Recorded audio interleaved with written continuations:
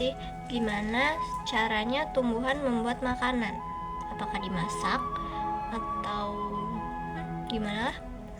Nah, jawabannya itu adalah tumbuhan membuat makanan mereka melalui proses pembentukan senyawa anorganik menjadi organik. Nah, proses tersebut namakan fotosintesis. Hari ini aku akan membahas tentang anabolisme. Anabolisme sendiri itu apa sih? Jadi, anabolisme itu adalah penyusunan senyawa sederhana menjadi senyawa kompleks yang prosesnya itu membutuhkan energi. Nah, contoh dari anabolisme ini adalah fotosintesis, terus kemosintesis. Untuk fotosintesis akan aku bahas lebih lanjut lagi. Fotosintesis itu merupakan proses perubahan senyawa anorganik yang dimana senyawanya itu ada CO2 dan H2O dilakukan di klorofil dan dibantu oleh cahaya matahari menghasilkan C6H12O6 atau glukosa dan juga O2 sebagai bahan organiknya. Fotosintesis ini melalui dua tahap, yaitu reaksi terang, yang dimana dalam reaksi terang ini prosesnya membutuhkan energi yaitu cahaya matahari untuk membantu membuat hasilnya. Sedangkan yang kedua itu ada reaksi gelap. Nah, di reaksi gelap ini mereka tidak perlu menggunakan energi matahari karena mereka menggunakan senyawa kimia sebagai energinya. Reaksi terang ini membutuhkan cahaya matahari yang dimana nanti dia akan menghasilkan ATP dan NADPH2. Nah, ATP dan NADPH2 ini akan digunakan sebagai bahan untuk proses reaksi gelap. Nah, cahaya yang diserap oleh reaksi terang merupakan cahaya merah dan biru, dan proses terjadinya itu ada di membran tilakoid.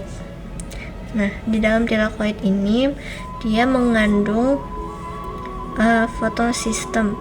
Nah, pada reaksi terang ini ada dua fotosistem. Yang pertama itu fotosistem 1 yang merupakan klorofil A yang dapat menyerap energi cahaya sebanyak 700 nanometer.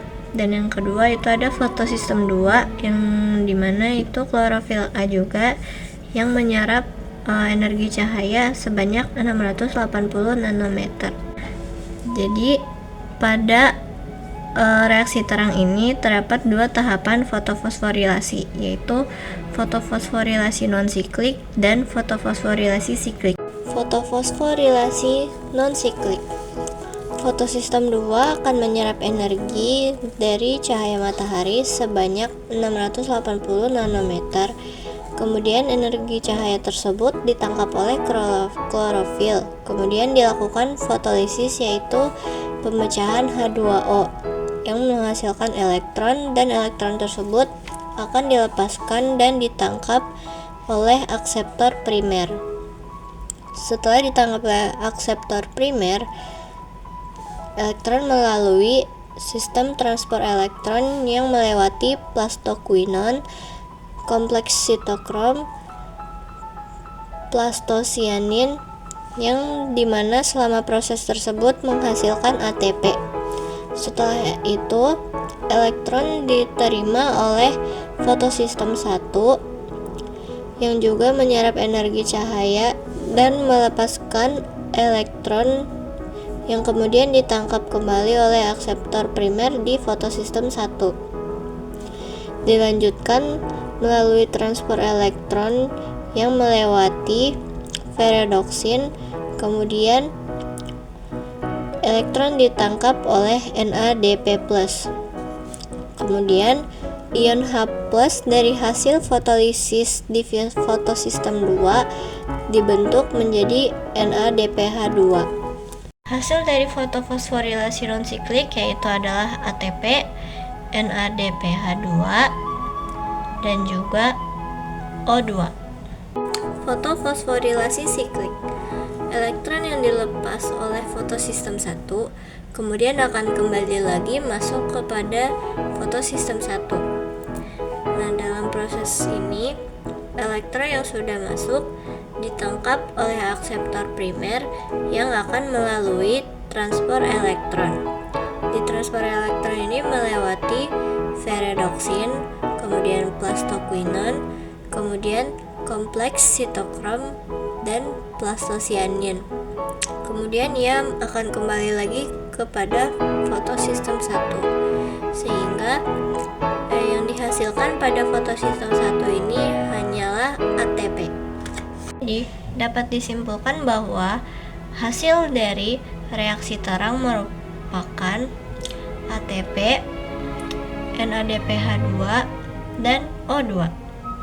Yang dimana hasil dari reaksi terang tersebut akan kemudian digunakan dalam reaksi gelap sebagai reaksi kimianya. Nah, reaksi gelap menggunakan hasil dari reaksi terang yaitu ATP dan NADPH yang tempat prosesnya ini ada di stroma. Dan dari hasil reaksi gelap ini menghasilkan glukosa. Pada reaksi gelap ini melalui 3 tahapan yaitu fiksasi, reduksi, dan regenerasi. Tahapan pertama yaitu adalah fiksasi, yang dimana terjadi pengikatan 6 molekul CO2 yang dilakukan oleh 6 molekul ribulosa difosfat yang membentuk 12 molekul asam fosfogliserat atau PGA. Kemudian tahapan kedua yaitu reduksi, yang dimana terjadi fosforilasi molekul fosfogliserat atau PGA oleh ATP yang membuat molekul ini berubah menjadi difosfogliserat atau DPGA. Kemudian DPGA ini direduksi oleh NADPH menjadi fosfogliserat dehid. Kemudian tahap ketiga setelah itu adalah pelepasan fosfogliseraldehid yang membentuk setengah glukosa. Tahapan ini terjadi sebanyak 2 kali sehingga total glukosa yang dilepas adalah 1 molekul.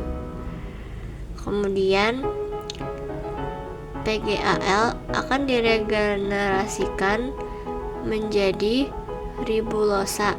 Kemudian siklenya akan terus mengulang sehingga menghasilkan 1 molekul glukosa.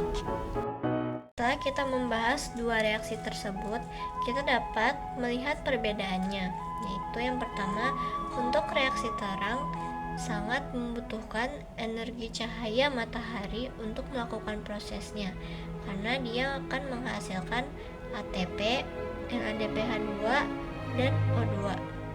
Tempat terjadinya reaksi terang yaitu ada di grana atau di tilakoid. Bahan untuk pembuatan proses reaksi terang ini menggunakan H2O yang melalui proses fotolisis atau pemecahan air.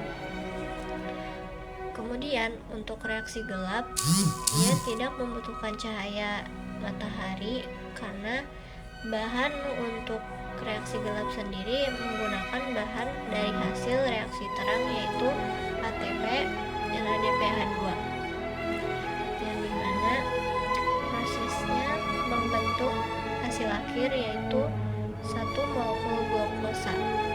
Kenapa 1 molekul glukosa?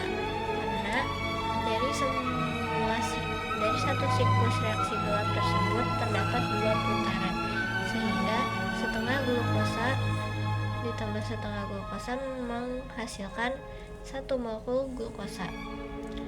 Dan tempat terjadinya reaksi gelap yaitu ada di stroma.